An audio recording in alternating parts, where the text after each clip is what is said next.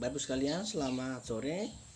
Kita jumpa lagi dalam mata kuliah Administrasi Pemerintahan Desa dan Tata Kelola Keuangan Desa ya. Jadi mata kuliah ini sangat mempengaruhi IPK Bapak Ibu sekalian, dan mata kuliah ini juga sangat berpengaruh terhadap mata kuliah lain. Ini adalah implementasi daripada mata kuliah sebelumnya ya. Ada dasar-dasar pemerintahan ya, pengetahuan politik, sistem politik Indonesia ya, otonomi daerah, dan mata kuliah administrasi pemerintahan desa, di mana kita akan dipersiapkan diri untuk memasuki sebagai mahasiswa KKN nanti ya. Karena itu secara umum saja kita pelajari bagaimana sih administrasi pemerintahan dan tata kelola keuangan desa itu ya. Oke, baik Ibu Saudara, bersama saya Imanul dan Nugi, kita sama-sama menyimak sistem admin ya, desa dan tata keuangannya. Oke. Nah, di sini yang pertama, mengapa dan apa relevansinya sehingga mahasiswa perlu mengenal administrasi pemerintahan desa ya. Yang pertama, tentunya desa mempunyai keterbatasan ya dalam mengelola administrasi ya. Kemudian juga karena desa juga masih menyimpan permasalahan-permasalahan administrasi terkait dengan pelaksanaan pembangunan, terutama dalam tata kelola keuangannya ya. Dengan adanya undang-undang yang baru nanti ya, undang-undang tentang desa. Kemudian juga yang ketiga, kegiatan administrasi masih dipandang sebagai kegiatan tata usaha saja ya. Oke, baik. Nah, kita pahami dulu tentang apa desa.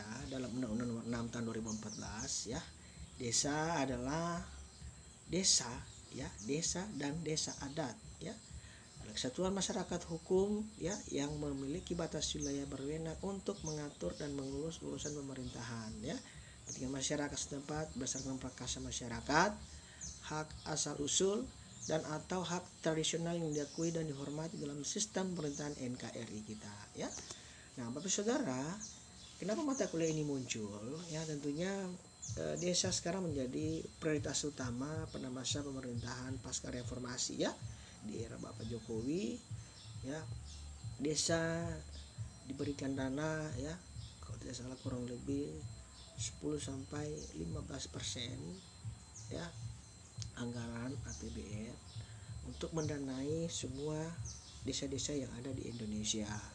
Nah, karena itu mungkin Bapak Ibu Saudara sudah pernah mendengar ya, kalau di desa ada namanya ADD, ada dana desa ya. Dana desa merupakan sumber pendanaannya dari APBN yang dikucurkan secara langsung dari pemerintah pusat, sedangkan APBD adalah dana perimbangan ya yang dikelola langsung oleh pemerintah desa ya, dan diawasi oleh dinas terkait, misalnya PMD ya, Dinas Pemberdayaan Masyarakat dan Desa, dan juga ya, dan diaudit oleh inspektorat misalnya.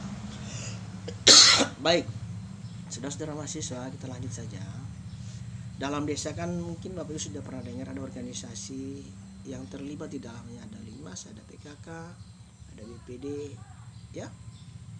Nah, kita lihat DPD, Badan Permusyawaratan Desa ini sistem pemilihannya sama dengan kepala desa ya, di mana DPD dipilih langsung oleh masyarakat berdasarkan kriteria tertentu. Misalnya contoh, faktor ketokohan ya, tokoh-tokoh yang ada di desa, baik dia tokoh agama, tokoh pemuda, atau tokoh adat yang dipilih langsung oleh masyarakat itu sendiri, yang mampu untuk mengawasi kinerja penyelenggaraan pemerintah desa. Kemudian ada PKK ya, ini juga sangat mempengaruhi kegiatan-kegiatan kemasyarakatan. Ini ada Linmas ya, pemberdayaan kesejahteraan keluarga tadi meningkatkan kegiatan-kegiatan pemberdayaan khususnya kegiatan-kegiatan yang ada di desa ya. Nah, kemudian Linmas juga ini membantu kegiatan-kegiatan ya tentang keamanan dan ketertiban di desa ya. Nah, saya lanjut saja. Nah, ada tugas utama kepala desa dalam dan perangkat desa sebagai unsur penyelenggara pemerintah desa ya, yang pasti menyelenggarakan pemerintahan desa, melaksanakan pembangunan desa, pembinaan kemasyarakatan desa, dan pemberdayaan masyarakat desa ya. Ini nanti kita lihat saja nanti Undang-Undang Nomor 6 2014 tentang desa ya.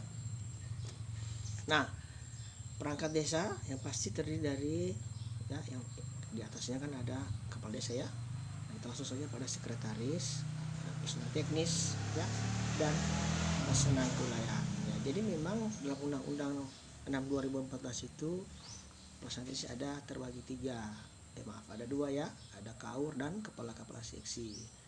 Nah, karena disesuaikan dengan letak geografis, luas wilayah dan lain sebagainya, jumlah penduduk ya. Nah, kemudian ada pelaksanaan kewilayahan ya, itu yang disebut dengan kepala-kepala dusun dibantu dengan ketua-ketua RT setempat ya. Nah, oke. Nah, di sini dalam pelaksanaan teknis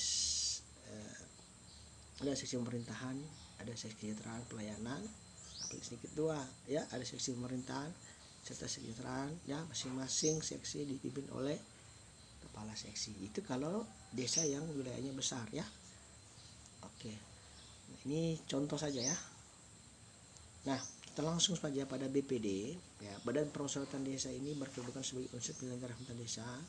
BPD adalah wakil dari penduduk desa berdasarkan keterwakilan wilayah yang ditetapkan dengan cara musyawarah mufakat ya. Sama pemilihannya dengan kepala desa ya.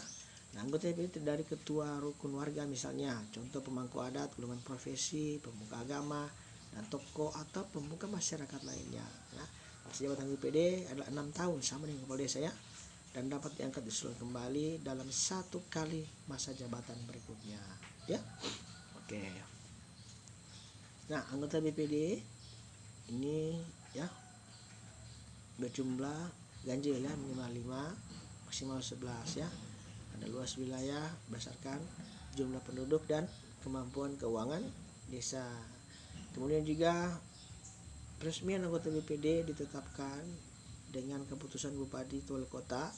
Sebelum mangku jabatannya, BPD mengucapkan sumpah janji bersama di hadapan masyarakat dipandu oleh Bupati dan Wali Kota ya. Ketua, ada wakil ketua, ada sekretaris ya, seperti itu. Jadi sekali lagi saya sampaikan bahwa kepala desa dan BPD dalam sistem pemilihannya itu sama ya, dipilih langsung oleh masyarakat dan dilantik ya, apakah secara kolektif atau serentak oleh bupati ya, wakil atau sekretaris daerah ya, seperti itu. Nah, artinya karena BPD atau kepala desa ini dikatakan sebagai jabatan politik. Kenapa dia dikatakan jabatan politik? Karena mereka dipilih langsung oleh rakyat ya, atau masyarakat, sama dengan bupati, sama dengan wali kota, sama dengan gubernur ya, sehingga prosesnya itu sangat eksklusif ya, seperti itu ya. Jarang ya kepala desa itu dilantik oleh seorang kepala dinas ya, seperti itu. Jadi biasanya